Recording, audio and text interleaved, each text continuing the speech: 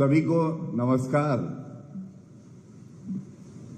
एक बात बड़ी स्पष्टता से आप सबके माध्यम से यहां पे कहना चाहेंगे, जिस तरह से शब्दों की मर्यादा को तार तार करके भंग करके तू तड़ाक पर नेता प्रतिपक्ष जिनको अपरिपक्व भी कहा जाता है, अब वो बड़बोले बन गए हैं, तो ये चेतावनी दे दें संवैधानिक पद पे जो व्यक्ति बैठे हैं, आदरणीय प्रधानमंत्री श्री नरेंद्र मोदी जी, गृह मंत्री जी और तमाम और संवैधानिक पदों पे जो व्यक्ति बैठे हैं, उनके लिए तू तड़ाक करके अपनी बात रखना और शब्दों की मर्यादा को लांघ जाना, ये अशोभनीय है। लेकिन फिर ये बात भी सच है कि राहुल गांधी ने ऐसा कोई कृत्य कभी किया ही कहाँ है जो शोभनीय हो, जो संवैधानिक दृष्टि से उचित हो। वो अपरिपक्व हैं, गलत भाषा का इस्तेमाल करते हैं और ये कहना गलत नहीं होगा, तू तड़ाक करना अब उनके डीएनए में आ गया है। ये देख के पूरे भारत की जनता और बिहार की जनता आहत है।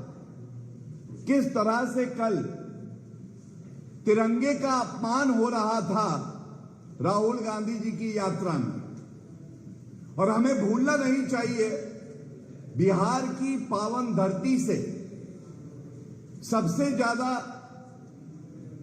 शहादत देने वाले हमारे बिहारी आते हैं, जो तिरंगे की आन बान शान के लिए अपने प्राण भी न्यौछावर कर देते हैं। और दूसरी तरफ राहुल गांधी की यात्रा में तिरंगे को पैरों से कुचला जाता है और कोई एक शब्द नहीं कहता है। राहुल गांधी कोई कार्रवाई नहीं करते हैं, ये भी नहीं कहते हैं कि ये बर्दाश्त नहीं किया जाएगा। और एक बात मैं जरूर कहूंगा, एक भारतीय की विचारधारा कुछ भी हो, लेकिन तिरंगे का अपमान वो कभी नहीं सहेगा।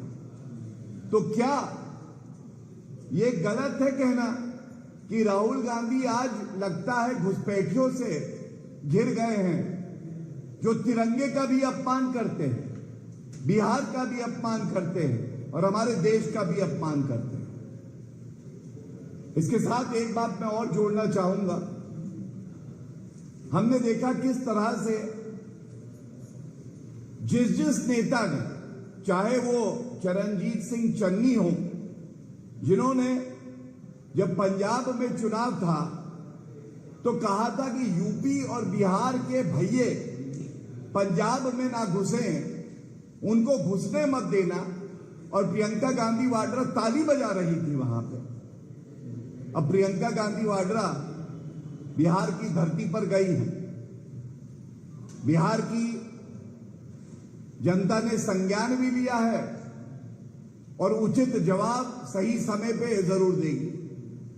इसी तरह से डीएमके के दयानिधि स्टालिन कहते हैं कि बिहारी तो तमिलनाडु में शौचालय साफ करने आता है। आज स्टालिन जी, वही डीएमके के नेता जिन्होंने गाली दी, आज स्टालिन बिहार में थे।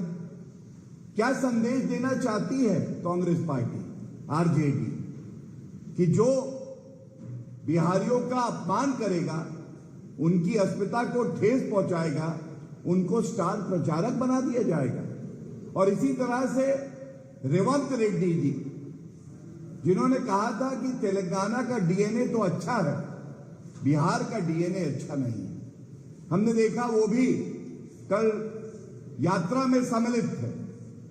तो ये कहना गलत नहीं होगा, जिसने उत्तर भारतीयों को, बिहारियों को, उत्तर प्रदेश के निवासियों को अपशब्द कहे, वो कांग्रेस पार्टी में सम्मान पाते हैं और स्टार प्रचारक बन जाते हैं। और देखिए, जो महागठबंधन बना है, और महागठबंधन क्यों कह रहे हैं, जब राहुल गांधी से एक पत्रकार ने पूछा कि मुख्यमंत्री का चेहरा कौन है, तो वो इधर उधर देखने लगे, गोलमोल बात करने लगे, लेकिन कोई नाम नहीं ले पाए। ये साफ दर्शाता है कि महागठबंधन केवल अमर्यादित भाषा का इस्तेमाल करना, बिहार की अस्मिता को ठेस पहुंचाना और जनता को आदर ना देना, यही इनका चरित्र है। और इनका करारा जवाब जनता भी देगी और हम लोग भी इस मुद्दे को पुरजोर तरीके से उठाएंगे, क्योंकि बिहार के सम्मान के साथ कोई समझौता नहीं हो सकता। धन्यवाद। एक सवाल राहुल गांधी ने फिर कहा है, उन्होंने फिर गुजरात मॉडल जो है इकोनॉमिक मॉडल नहीं है, चोरी का मॉडल है, और ये सब उन्होंने एक रैली में कहा है। तो क्या कहते हैं? सबसे बड़ा भ्रष्टाचारी और चोर परिवार कोई है तो नकली गांधी परिवार है।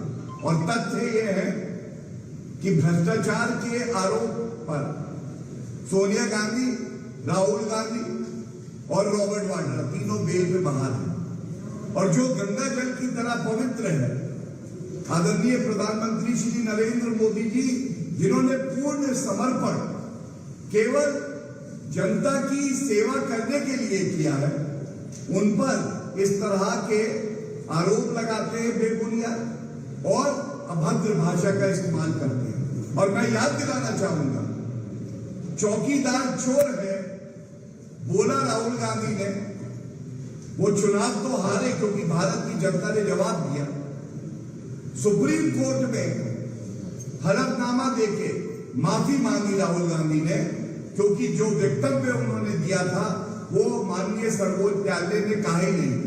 तो झूठा कौन? राहुल गांधी। भ्रष्टाचारी कौन? राहुल गांधी। और चोर कौन?